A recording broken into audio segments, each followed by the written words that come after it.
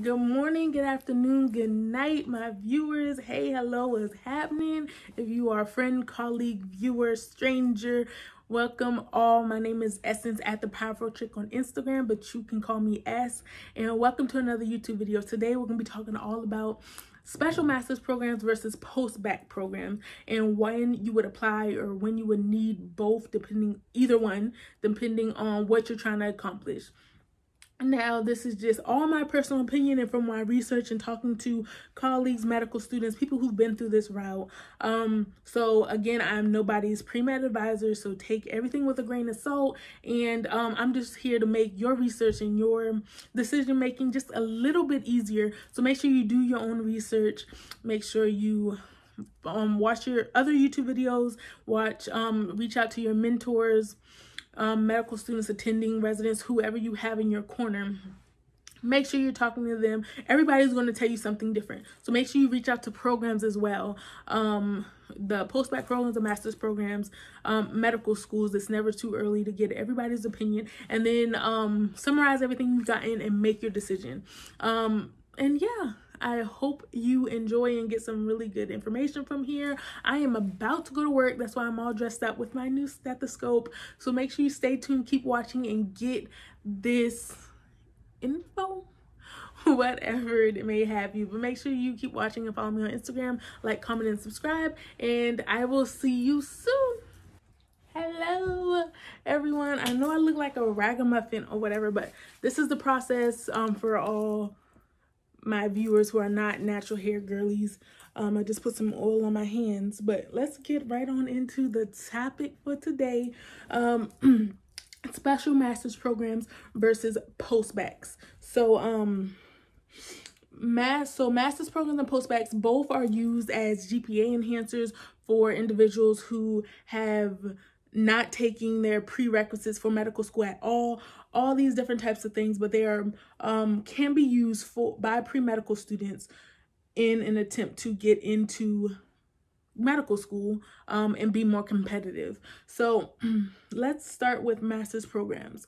Or what I know. I don't know extensively about them because I knew from the get-go that they just weren't for me and what I was planning to accomplish. So a program that you complete after you complete your bachelor's degree in an attempt to be more competitive for medical school, like I said, and several different types of students can use these programs. A lot of students who have not completed their prerequisites at all use this program because you need to complete a certain set of classes to get into medical school, period. You have to have those classes, and those classes are, as you may know, general chemistry 1 and 2, organic chemistry 1 and 2, biology 1 and 2, what else? Physics 1 and 2, psychology, maybe sociology as well.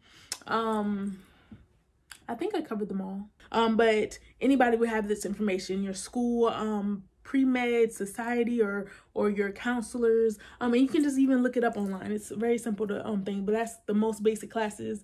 If you're not a biology major, you need to take those classes. And you can major, as I hope you know, you can major in anything and go to medical school. You can be a music major. As long as you take that set of classes, you are good to go, and you'll get in. You won't be any less competitive as a chemistry or biology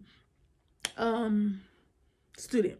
So yeah, like I said, a lot of students who have not taken those classes at all when they were in college, they would best be suited for a post-bacc program where they're completing those classes for the first time. Also, if you have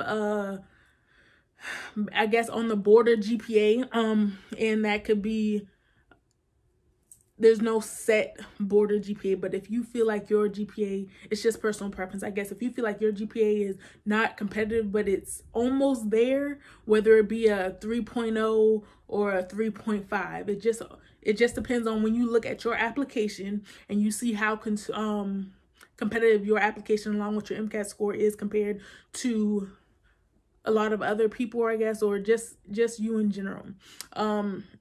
If you feel like it is on the borderline and you want it to be a little bit higher, you can also complete a post-bacc program and either retake some of those classes if you got like a C or a C in it or something, you think it can boost your GPA, and I can tell you how exactly you can kind of estimate that. If you think that will boost your GPA by retaking classes, you can do that. Or you can take upper level science classes in a post-bacc and increase your science GPA. The science GPA is what schools focus on. That's the bigger picture GPA, and they also look at your cumulative GPA as well. But your science GPA just factors in those science classes in that preset of those prereqs, as well as any upper division classes that you take in the post-bacc program. Now, when you do complete a post-bacc program, that does factor into your undergrad GPA. So it's going to be 1 GPA that they see, I believe. Don't quote me on that. I think, yeah, post-bacc programs, they're going to see it in your undergrad GPA. So it's going to be 1 GPA that they see for post-bacc programs. So a way to really estimate if a post-bacc program will help you if you're trying to just increase your undergrad GPA a little bit better is if you just find an online calculator and put in how many credits you have, like all the credits that you completed in undergrad, plus your GPA.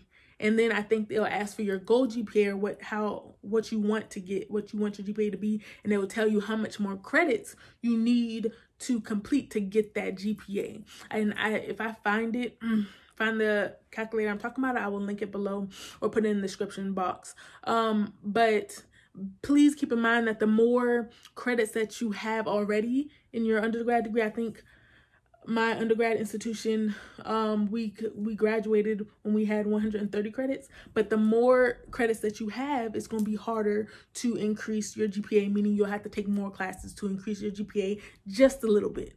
So please keep that in mind. So if you have 100 credits already and it says that you need 70 credits to increase your GPA, like a point or two, is not realistic to do a post-bacc degree, right? But on the other hand, another tidbit is upward trend does matter. So if you can, if you had like an upward trend in your senior year of undergrad, and you have a upward trend, why do I keep on saying trim? I can't talk, it's early, you guys. If you have an upward trend in your post-bacc program, that's 2 years of an upward trend, and it might make you competitive in terms of admission purposes. So keep that in mind. There is no right or wrong formula. It's not like, oh, if I have a 3.0, I'm not going to get into medical school. You very much can. In fact, I've seen and I've heard and I've spoken to two med students, just two, who had like a 3.0 and a 3.1 and got into 10 and 12, I believe, medical schools, because they had that upward trend, because they had great character, because they spoke, looked, reflected on their experience like a future physician. So keep that in mind when you're self-evaluating your application as a whole. And you can do this by simply, finding mentors. I believe the power of mentorship is huge. So if you know a doctor, even if it's your pediatrician, of course they're older. So you might want to reach out to a younger doctor, maybe a resident, that you shadow, or a medical student, and say, hey, do you mind looking over my application, or is this is what my application is going to look like due to all my experiences, my MCAT, my GPA. Do you think I can apply with this upper trend? And of course, everybody's going to have different opinions, so talk to several people. Don't just stop at one person, because they can be like, oh no, I think you need to have a stronger GPA, but they're not going to factor in the upper trend. Or maybe they don't know about it. Maybe they don't know about anyone who has applied with an upper trend, but their upward trend, I'm so sorry, with the lower GPA, they just never realized that it's also going to make you competitive or whatever. So take all this stuff into consideration when you're looking at post-bacc programs, and you're self-evaluating your own experiences and your application in the process. And you can even call medical schools. The worst they're going to say is no, but you say, hey, this is what my application is going to look like. Do you have time to speak with me a little? Because I remember I went to several career fairs and I set up appointments with some of the admission personnel that I met, and they allowed me to get their email. We can talk through the application. So email admissions counselors. You can call the office. It's like, hey, am I competitive to get into your school? Yada yada yada, and they can tell you yes, no, or they just won't answer the phone. So that is pretty much all I have for you on post-bacc programs. Now for a special master's program, which is what I am doing. And I believe there are special master's programs, or the programs that are deemed SMP special master's programs, which is what I'm doing. And then there are just master's programs with in the heavy sciences. So those are the two, I guess, types that you'll encounter on your journey to grade, innovation, GPA, re-innovation, blah, blah, blah. And I believe the big difference is the special master's programs are dedicated for students who simply want or completed the program to be more competitive, and their main goal is to get into professional schools, whether it be medical school, dental school, PA school, yada, yada, yada. But special master's programs in general in like a heavy science they're just heavy science programs where you take upper division science classes. They aren't necessarily for those, or they are not geared towards those who they are not geared solely towards those who want to get into medical school. Of course, they promote to us, but they also are promoting to just people who want to get a master's degree in sciences. So they most likely don't have a linkage program. They're probably not connected to a medical school, but it doesn't matter as long as you're taking those classes that are heavy sciences that resemble somewhat of classes that you would take in medical school. And you can simply find that out by calling the program, talking to them, saying, hey, I want to get into medical school. Is this program right for me? And they will let you know. And I actually got into one of those programs that, even though it wasn't deemed a special master's program, there were students from all walks of life and for different reasons entering that program. They did have an established relationship with a nearby medical school. So if you did well, they just have this established relationship. It wasn't any guaranteed interview or guaranteed acceptance or anything. So things to know about the special master's program, or a master's program in general, is not going to factor into your undergrad GPA. So medical schools will see your undergrad GPA as one thing and your graduate GPA as another. Something to keep in mind, or what I've just heard, because I haven't started my medical school application process. I'll be doing that next year. But something to keep in mind is, I forgot what I was going to say.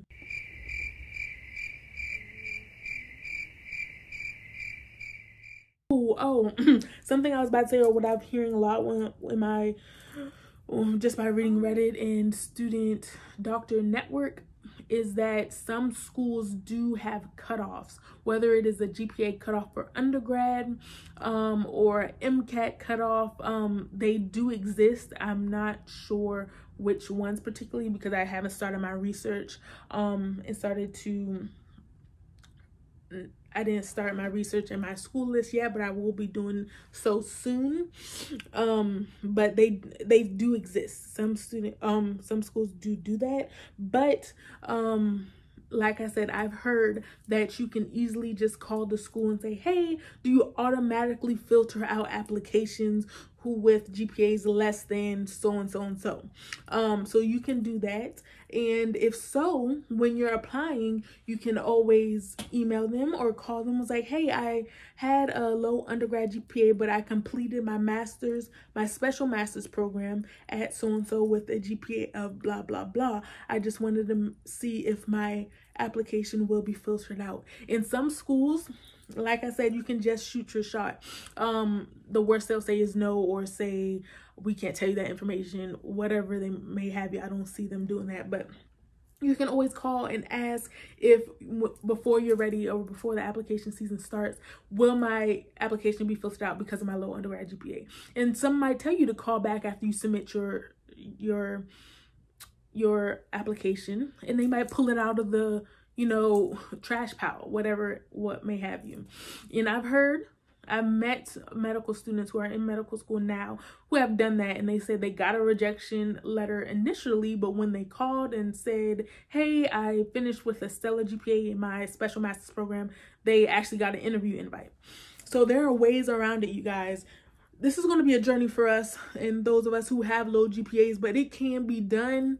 I'm not tripping. I'm not worried at all, because I'm working my butt off to prove to you guys that I am worthy. I'm worthy. I'm working, and I can just complete your program, your medical school program, and be a phenomenal doctor. So I'm going to advocate for myself, and I'm going to make sure that I get those opportunities and things of that nature. So that's one thing to know about master's program, is that your GPA is going to be separate, and they are going to see that low undergrad GPA on your application. But that's okay, right? It adds to your story, and they're going to be able to ask you, like, wow, what happened? Why this great turnaround? What did you realize looking back on everything? Like, you'll have something to talk about and add to your story, and that's just something that you can write about in your personal statement. That's something you can elaborate on in your interviews, all that good stuff. So I don't think it's anything to be worried about, to be honest. I'm not worried about it. What else? Another thing about special master's program, you can have, there's different kinds, I suppose. There's some that give you guaranteed acceptances to the medical school that they're linked to. There's some that give guaranteed interviews.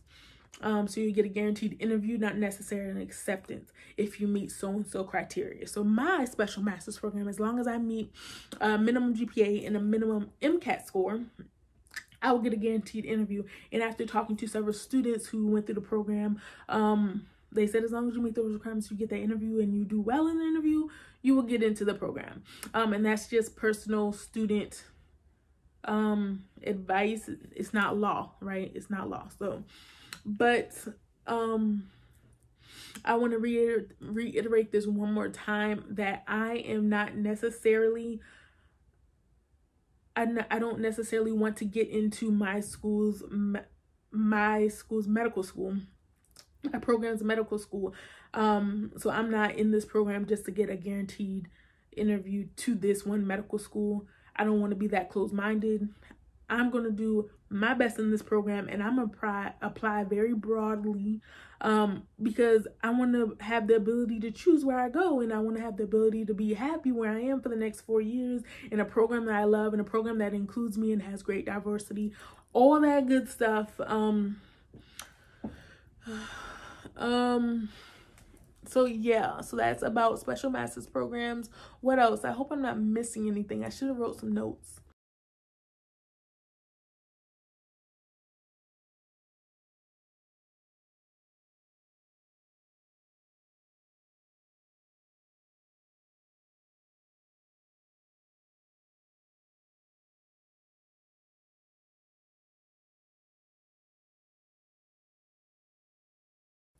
Oh, something else about master's programs. So another thing to consider in master's programs is you want something, if you're looking at special master's programs, what do they offer in terms of academics, in terms of classes? Because most special master's programs have the you will have the ability to take medical school classes with the medical students, and do at least a block with them and get that class, and that will look phenomenal on your application. You can write that in your personal statement, and things of that nature. So that is really good. That is something to look for when you're researching your schools. So there's one. And then also another thing I took into account when I was researching schools is what other things did they have for me to get involved in outside of my academics. Because like I said, I wanted to work on aspects of my application other than academics. I wanted to get more leadership experience and more volunteer experience. And my program does require that you do research. So those two things, along with my academics, is something I want to work on my application. I believe that my application is already strong with what I have, but being that I guess I'm just trying to be a perfectionist, and I want to do things right the first time and don't want to have to reapply. Excuse me. So I want everything on my application what's the word I was about to say? Offset. I want everything on my application to offset what my low undergrad GPA. Yeah, my undergrad GPA was low, but I am well-versed and a well-rounded individual. I reiterated my GPA through this master's program. It is I did a great job, and I'm ready for medical school.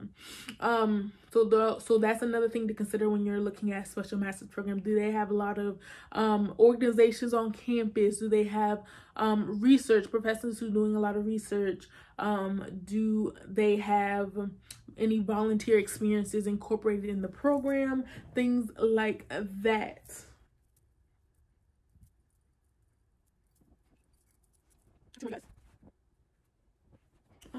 So yeah, that's why I'm at just an update. Just an update of my life. I am currently in my I just started actually my second semester in the program.